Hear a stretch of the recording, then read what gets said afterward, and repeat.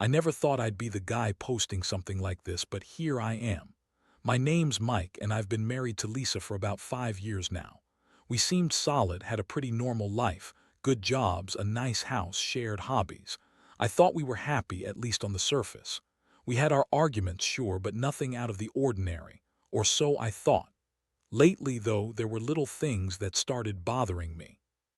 She'd be weird about her phone, hiding it more often, locking it when she wasn't expecting me to be around. At first, I chalked it up to her being protective of her privacy, but the more it happened, the more suspicious I got. She'd also be more bitchy than usual, snapping at me over nothing, refusing to talk about her day or what she was doing. I'd ask simple questions like, "Where were you today?" or "Who were you with?" and she'd lie or brush it off. I knew she was hiding something, but I didn't want to believe it. Then the little signs turned into bigger ones. She started canceling plans with friends, saying she was busy, or had to stay late at work. Her social media activity also changed. More private messages, fewer photos with friends, and suddenly her online activity was more secretive. I didn't want to jump to conclusions, but I felt like I was losing my wife to some secret world she refused to share with me. The thing is, I thought maybe I was just overthinking it. Maybe she was stressed at work, or maybe she was just tired of me. But deep down, I knew there was something more. I felt like I was losing her, and that scared me more than anything.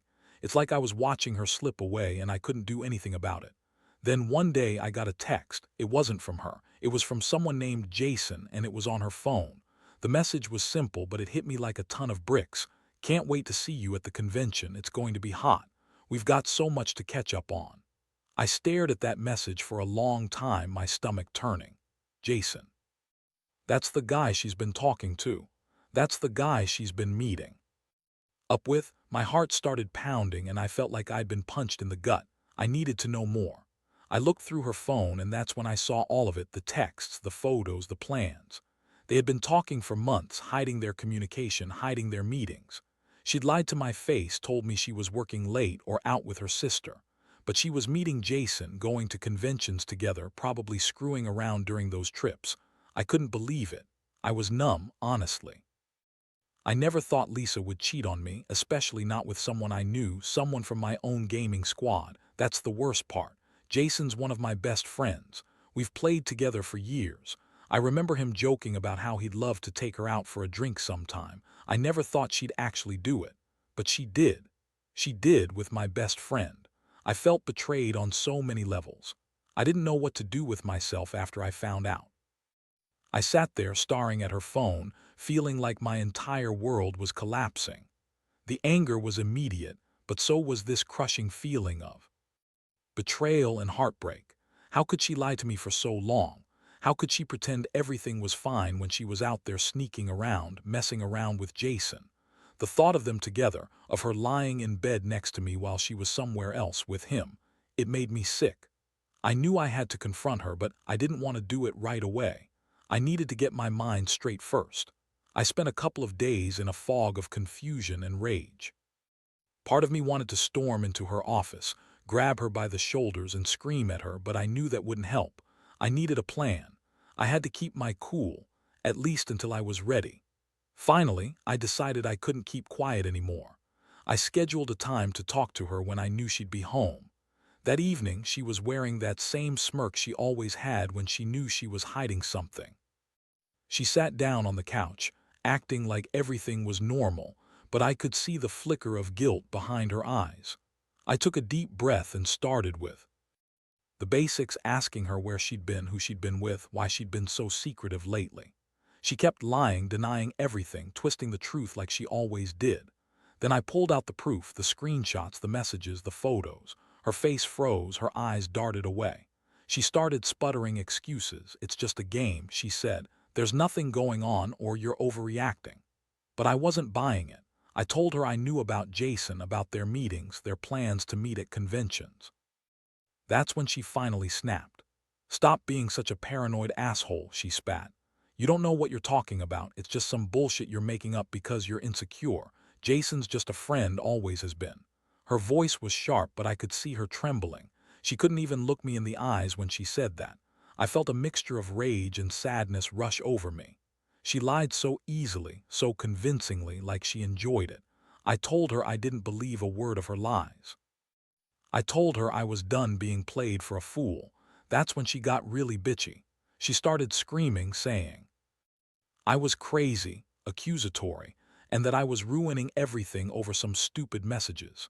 She accused me of being jealous, of not trusting her, of ruining her marriage over a fantasy. I felt so humiliated and angry, like I'd been punched, like I'd just been wiped out by a freight train. I couldn't even form words. All I could do was listen to her throw her tantrum, deny everything, and tell me I was overreacting. That night I lay in bed staring at the ceiling, trying to process what had happened. I felt like my heart had been shattered into a million pieces. I kept asking myself how I missed all the signs, how I didn't see she was never really in love with me anymore. She'd become so bitchy and distant, and I just thought she was stressed or busy. Turns out she was out there, lying to my face, cheating on me with someone I considered a friend. The emotional toll was brutal. I was furious at her for cheating, embarrassed that I'd been so blind, and devastated because I still loved her, or at least I thought I did. I kept replaying the moments we shared, trying to see if I missed the signs, trying to understand how she could do this to me. The trust was gone, and I knew everything had changed forever, but I wasn't ready to give up just yet. I knew I had to decide what to do, how to handle this mess, and how to protect myself from more pain. The next few days were a blur of anger, sorrow, and a sense of betrayal I never thought I'd experience in my life.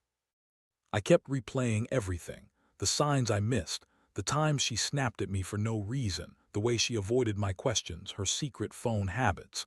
It all made sense now, and honestly, it was like being hit by a freight train every time I thought about how she'd been lying right to my face for months. I started questioning everything about our relationship. How long had she been cheating? Had she actually been faithful at all? Or was this just the latest chapter in a long string of lies?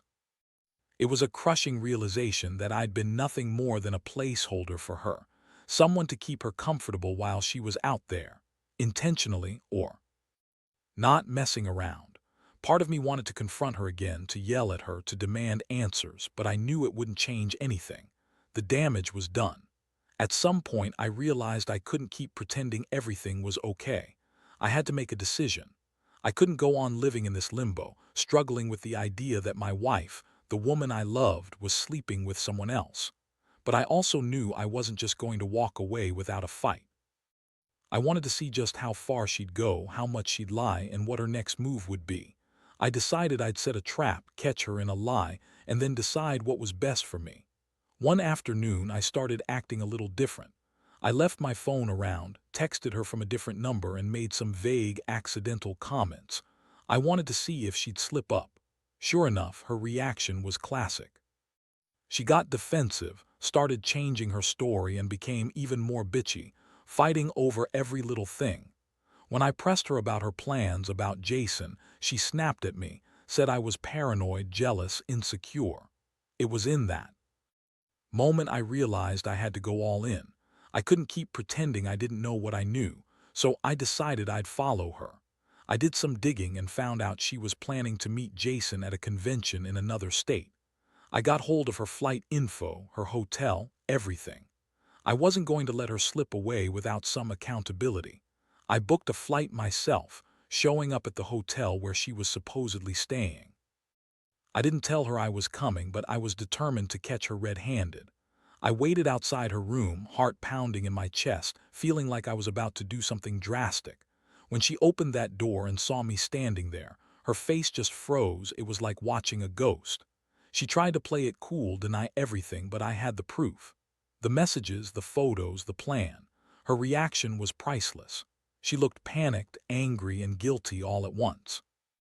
She kept lying, saying it was just sex, that she didn't mean anything, that she was sorry. But I didn't buy it. I could see through her act. That moment, standing there with all the evidence in my hand, was when I finally realized I couldn't keep pretending I could fix this. The trust was completely gone, shattered beyond repair. And I knew deep down I wouldn't be able to forgive her, not ever. Getting her to admit anything was like pulling teeth. I pushed harder, demanding answers, but Lisa kept spinning her wild stories. She called me paranoid, said I was overreacting, and accused me of stalking her. She even had the nerve to say she was only having sex with Jason because I'd been neglecting her, that she needed excitement, that I was boring. I couldn't believe I married someone who thought that kind of bullshit was acceptable. Then she started throwing stuff at me, literally. She yelled, called me a jealous psycho, told me I was ruining everything because I couldn't handle some harmless friendship. It was like she was trying to justify everything, to make me see that I was the villain here. But I wasn't buying her lies anymore. I saw her for what she was, a manipulative, bitchy woman who'd lied to my face for months. I felt my anger boil over, but I also felt this deep sadness, like I'd lost the person I thought I knew. All the love and trust I built over the years just evaporated in that moment. I told her I was done, that I was leaving, and that I never wanted to see her again unless she was ready to tell the truth. She yelled back, saying I was overreacting, that she still loved me, and that I was ruining everything over some stupid messages. I wanted to scream, to shake her, to make her see how much she'd hurt me. I packed a bag that night, not really knowing what I was doing, but knowing I needed space. I couldn't stay in that house with her anymore, not after what I'd uncovered. I left without a word. I couldn't bear to look at her face, knowing she'd betrayed me so badly. My mind was a chaotic mess. I felt betrayed, angry, desperate, and honestly, heartbreakingly sad. I kept thinking about the good times, what went wrong, and how I'd been blind to her lies. Over the next few days, I stayed with a friend, trying to process everything. The more I thought about it, the more I realized she'd been manipulating me from the start. Her bitchy attitude, her constant lies, her dismissiveness, they all pointed to someone who didn't respect me or our marriage. I kept asking myself if I could ever trust her again, or if I should just cut my losses and move on. The hardest part was coming to terms with the fact that I loved her, or at least thought I did. I kept wondering if I was just fooling myself, holding on to the hope that she'd change, that I could forgive her. But I knew deep down I couldn't do that. Trust was broken, and once that's gone, it's nearly impossible to fix. I was furious at her, but I was also heartbroken, and I didn't know how to move forward from this level of betrayal. Once I left the house that night, everything changed. I felt like I'd stepped into a different world, like I'd been dumped into a nightmare I couldn't wake up from. For days, I'd go back and forth, anger, sadness, rage, longing, all at once. I couldn't sleep, couldn't eat. Every time I closed my eyes, I saw her face, heard her voice denying everything. It was pure hell. I kept asking myself whether I should try to save the marriage or just cut my losses and move on. I talked to friends, some telling me to fight for her, others saying to dump her and run. Honestly, I was too emotionally drained to make a clear decision. Every time I thought I was ready to forgive and forget, I remembered the things she'd lied about, the way she'd betrayed me with Jason, my own friend. That made it almost impossible to trust her again, even if she said she wanted to fix things. But I also felt this strange guilt, like maybe I was the one who drove her to cheat. Maybe I wasn't enough, or maybe I somehow pushed her away. I kept replaying all the stupid arguments, the times I brushed off her bitchiness, the moments I should have noticed she was unhappy. I told myself I was partly to blame, which only made things worse. I hated feeling like I was the bad guy, but I knew I had to face the truth. She had chosen to cheat, to lie, to disrespect our marriage. One night, I finally sat down and confronted myself. I decided I would give her one last chance if she was willing to be honest and truly change. But that meant she had to come clean about everything. No more lies, no more hiding. I told her I'd only consider staying if she admitted she'd been wrong, that she wanted to fix what she'd broken, and that she was willing to do whatever it took. It was a gamble. I didn't expect much, but I had to try. The next day, I reached out to her. I told her I was ready to talk, to hear her side, but only if she was honest. When she finally called me, she was defensive, her voice flat and bitchy. She kept trying to minimize what she did, said it was just sex, that Jason was just a friend with benefits, and that I was overreacting. She even had the nerve to call me jealous and insecure, as if I was the one at fault here. I felt my blood boil. I told her she needed to be real with me, that I wasn't going to play her game anymore. She finally broke down and admitted that she'd been seeing Jason in secret, that they'd been meeting up at conventions, hotels, whatever excuse she could come up with. She claimed it was just sex, that she didn't love him, that she didn't want to hurt me, and that she'd been stupid. Listening to her, I felt sick. I knew she was lying again, trying to save what little face she had left, but I also knew it was the truth. She'd been unfaithful, and she'd betrayed me on every level. That conversation was the breaking point. I realized that no matter what she said, the damage was too deep to repair. I couldn't keep living in this lie. I told her I was done, that I was walking away for good.